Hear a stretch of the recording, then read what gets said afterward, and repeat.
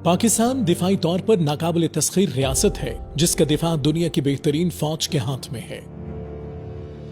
Armed forces किसी भी मुल्क की रीढ़ की हड्डी होती हैं जो मुश्किल वक्त में आम आवाम के सामने ढाल बनकर खड़ी होती हैं। लेकिन चंद शरपसंद दुश्मन कुव्वतों के बहकावे में आकर अपनी ही फौज के खिलाफ सीना सपर हैं और डिजिटल तखरीबकारी के जरिए पाक फौज के खिलाफ प्रोपेगेंडा कर रहे हैं।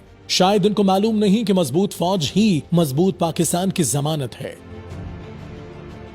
इससे कबल बहुत से ममालिक को जब तबाह किया गया तो सबसे पहले उस मुल्क की फौज की जड़ों को खोखला किया गया। ये पाकिस्तान में जो दहशतगर्दी और डिजिटल दहशतगर्दी है, इसका कुछ हिस्सा ये जो इराक है, सीरिया है, ये आपके सामने लीबिया है।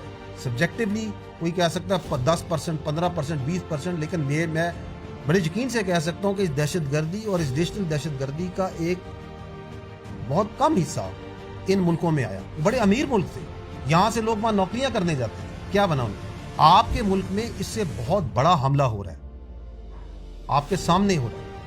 पाकिस्तान इस वक्त डिजिटल तखरीबकारी का शिकार है, जिसके हवाले से लेफ्टिनेंट जनरल अहमद शरीफ साहब ने गुज़िश्ता प्रेस ब्रीफिंग के दौरान बातें की जिन्हें सिर्फ वो समझ सकता है जिसे इस्लामी रियासत के बका की अहमियत का इल्म है।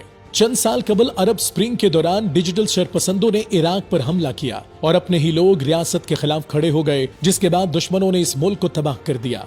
इसी तरह लीबिया भी 2 दहाइयां कबल खुशहाल मुल्क था और शाम तो मुस्लिम दुनिया को लीड कर रहा था। लेकिन उन ममालिक के 10 से 12% लोग डिजिटल तखरीबकारी का हिस्सा बने तो फिर दुश्मनों ने उन दोनों मुल्कों की ईंट से ईंट बजा कर रख दी।